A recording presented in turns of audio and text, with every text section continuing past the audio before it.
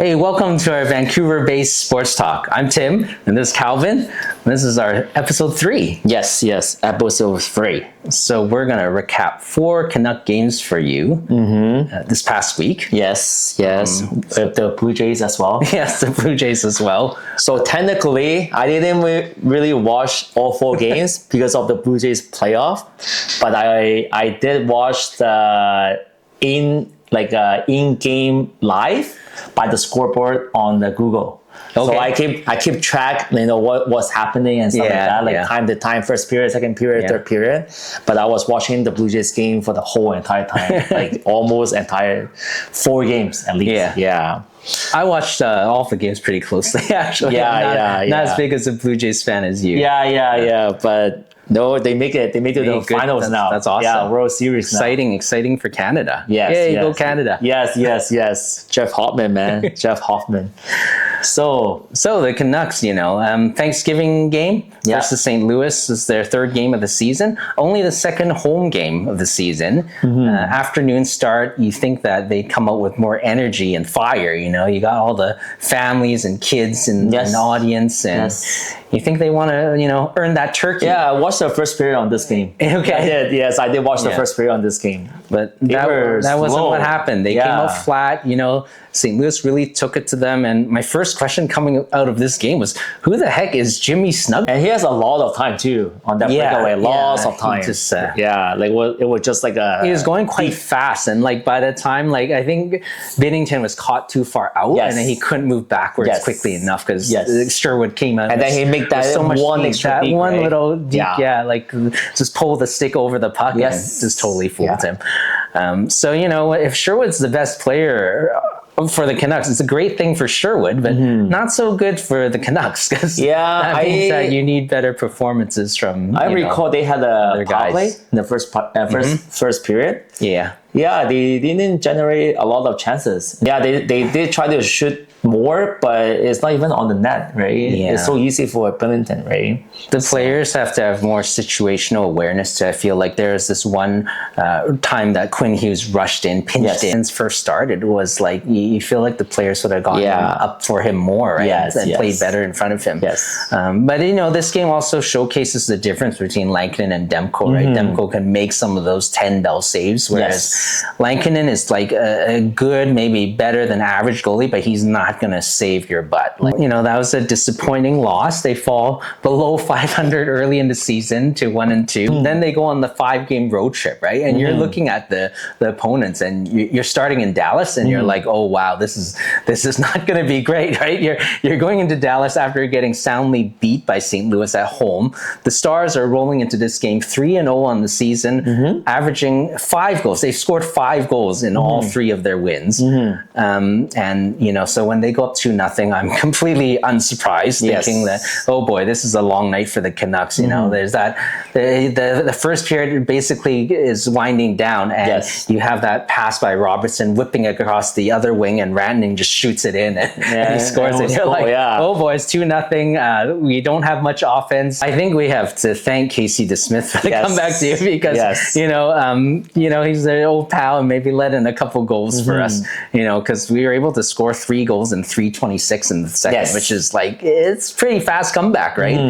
I'm so scared of the Stars because they have Robertson and Rantanen, and you got Wyatt Johnson as your 3rd-line center. He's a really good player, right? Wyatt Johnson will be a 1st-line center on the Canucks. Love Rantanen. I love Rantanen. He's got the size and the shot. He's like a complete player. He was supposed to be the Leafs. Oh, maybe. He was supposed to be the Leafs. He decided not to play for us. Yeah, they got... Maybe because of the tax. Maybe. Yeah, and you got Heiskanen, Harley on the back end, and Ottinger in net. Thank God Ottinger wasn't in net in this game. They're one of the deepest teams in NHL, and they're my preseason pick to be the President's Trophy winning team this year. The Stars are owned by Tom Ghilardi, who famously battled with his former business partner, Francesco Aquilini, for ownership of the Canucks. So there's that connection between Dallas and Vancouver. And I'd say there's probably some bad blood between the owners. So Yeah, there's always an interesting connection there when we're playing the Dallas Stars. I liked how Pety was starting to show more signs of life in this game. Yeah. And Max Sasson's speed was really noticeable, especially on his goal. And great breakaway by Hedo to get the comeback going in that game.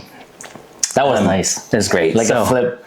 Yeah. So, with the Canucks having the back-to-back and the comeback win against Dallas, I thought, hey, this is great, but it's all for nothing if they can't win against the Blackhawks. Yes, right? Like the lowly Blackhawks. You can't, this is like classic Canucks style where they beat like a really good team and then they go into the back-to-back and they lose against like a weaker opponent. So in this game, they're again down 2-0. And I'm already thinking, I remember that game. Oh boy, this is going to be like, of course, this is what's going to happen. They're going to lose against the lowly Blackhawks, right?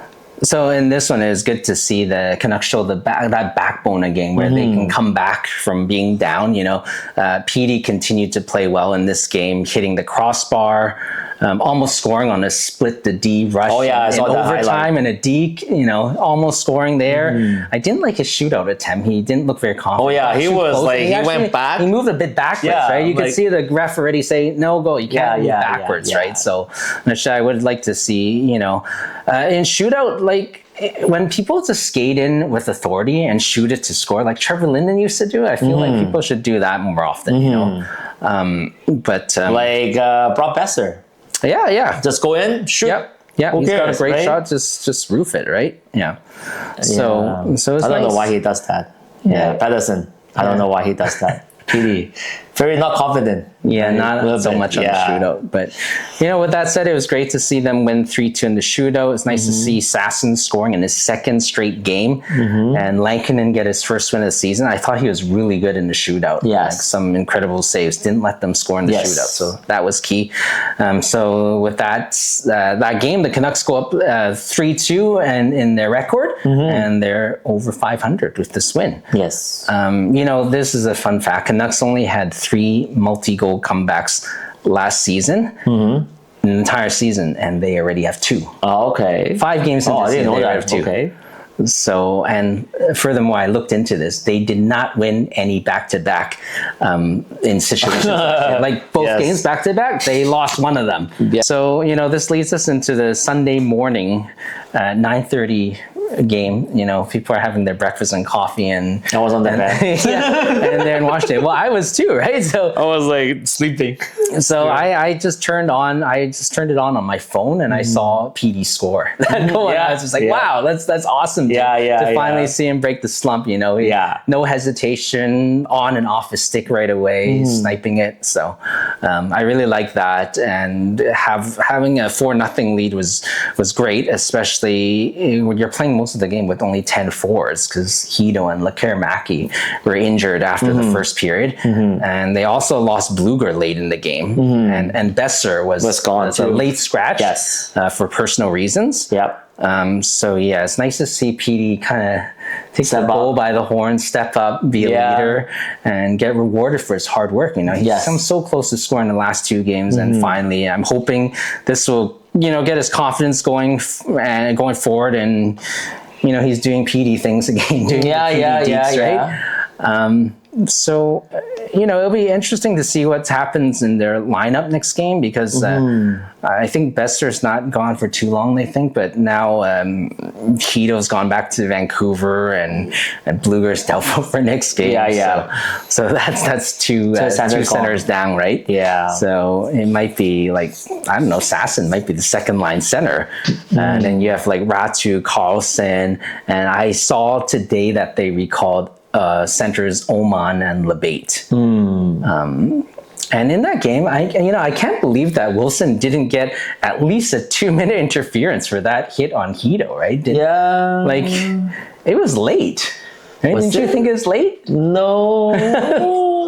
Well, I felt like it was late. And I saw you said that it looks like Rome against. Yeah, it reminded me of the Rome on Horton hit in the 2011. That was. Do you remember that? That was quite late. Everyone remembers. Yeah, that was quite late. I feel like like I said, we should do a side by side with a stopwatch and see if it's the same amount of time. I can put it in the video. Yeah, when the puck leaves their stick and then they get hit, right? So anyway, I think with Hedo's concussion injury, he should have protected himself a bit more in that situation. If you have to be aware who's on the ice, right? Like Tom Wilson's like one of those guys. Not many guys in the league are like that, but he's like a predator out there, right? Yeah. So I mean, like that was they were up 4-0. They left the Capitals back in 4-3, but again, like super banged up. So it's kind of excusable, but you know, good to see them win. Yeah. You know, 3-0 on this 5-game road trip now. Yeah. Thanks for watching the show. Yes. And tune in next time. Go Jays, go. World Series. Yeah, go Jays. Yes. Thank you. Thanks. Okay. See you guys. Bye-bye.